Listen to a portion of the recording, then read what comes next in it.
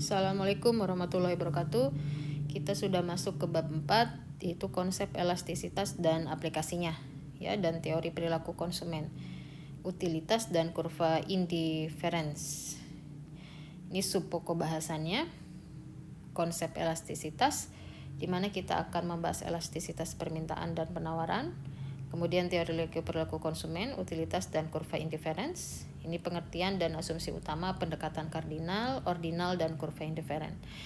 Kita masuk ke konsep elastisitas dan aplikasinya. Elastisitas permintaan itu dikaitkan dengan harga barang itu sendiri, ya.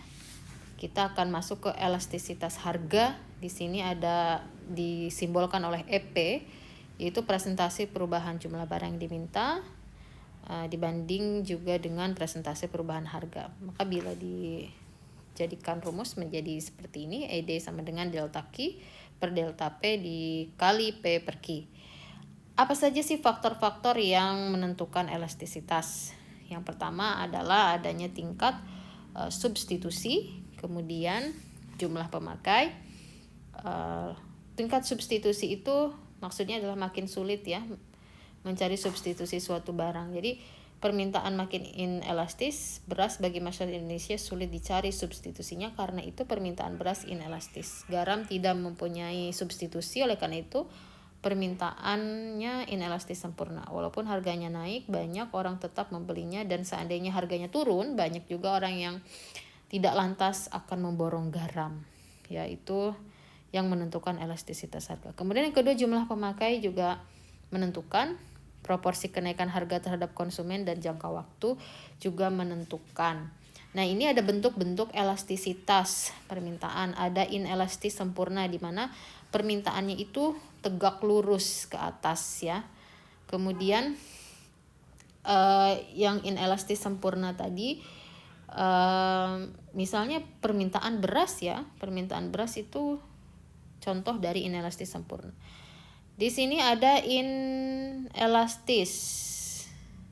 Tadi inelastis sempurna. Sekarang inelastis, itu seperti gambar seperti itu, ya. Nah, kemudian ada elastis uniter.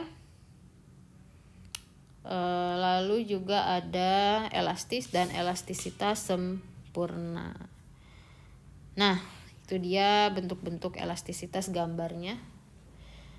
Lalu ada elastisitas penawaran. Nah, elastisitas penawaran itu adalah angka yang menunjukkan beberapa persen jumlah barang yang ditawarkan berubah. Bila harga barang berubah 1%, nah, maka ada rumusnya IS sama dengan delta Q per delta P dikali P per Q. Sama aja, ya. Nah, ini faktor-faktor yang menentukan elastisitas itu ada jenis produk, sifat perubahan biaya produksi, dan juga jangka waktu. Ya,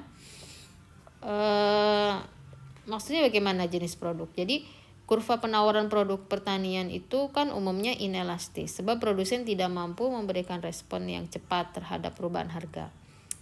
Nah, sementara kurva penawaran produk industri umumnya elastis, ya, sebab mampu berespon cepat terhadap perubahan harga. Nah, bila harga tekstil meningkat, pabrik tekstil akan memperpanjang jam kerja mesin, menambah pekerja harian, atau memberikan kesempatan lembur. Itu tergantung dari jenis produknya. Kemudian kedua, sifat perubahan biaya produksi.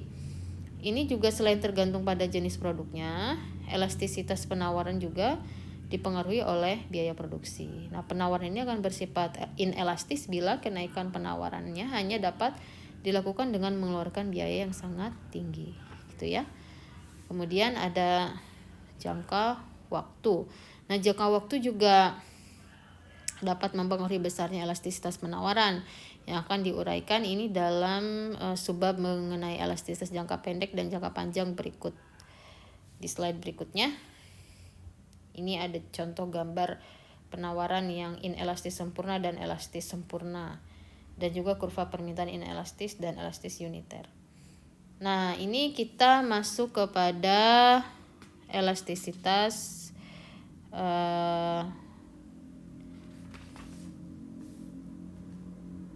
teori, ya, teori perilaku konsumen, utilitas, dan kurva indiference. Ya. Oke, utilitas itu adalah manfaat yang diperoleh karena mengkonsumsi barang. Utilitas merupakan ukuran manfaat suatu barang dibanding dengan alternatif gunanya. Digunakan untuk pengambilan keputusan oleh konsumen. Utilitas total itu adalah manfaat total yang diperoleh dari seluruh barang yang dikonsumsi. Ya, utilitas marginal adalah tambahan manfaat yang diperoleh karena menambah konsumsi sebanyak 1 unit barang. Ya, teori kardinal menyatakan bahwa kegunaan dapat dihitung secara normal, sebagaimana kita menghitung berat dengan gram atau kilogram, panjang dengan sentimeter atau meter. Di sini ada juga kurva indifference atau indifference curve. Ini menurut teori ordinal, kegunaannya ini tidak dapat dihitung, hanya dapat dibandingkan sebagaimana kita menilai kecantikan dan kepandaian seseorang. Untuk menjelaskan teori ordinal menggunakan kurva indifference gitu ya. Kemudian kurva indifference adalah kurva yang menunjukkan berbagai kombinasi konsumsi dua macam barang yang memberikan tingkat kepuasan yang sama bagi seorang konsumen. Nah, ini adalah kurva indifference ya. Asumsinya semakin jauh kurva indiferensiasi dari titik origin, semakin tinggi tingkat kepuasannya. Apabila kurva cembung ini mengasumsikan bahwa adanya kelangkaan, bila satu barang makin langka harganya makin mahal. Nah, kurva indifference tidak saling berpotongan ya, agar asumsi transitivitas itu terpenuhi, sehingga dia masing-masing saja melengkung-melengkung. Oke, saya rasa itu yang bisa saya sampaikan untuk pertemuan, tidak banyak, hanya sedikit saja gitu. Ini untuk pengenalan berbagai macam kurva saja. Selebihnya Anda bisa belajar di buku yang kaitannya dengan teori ekonomi mikro, ataupun bisa di media sosial lainnya seperti YouTube dan lain-lain. Baik, terima kasih. Wassalamualaikum warahmatullahi wabarakatuh.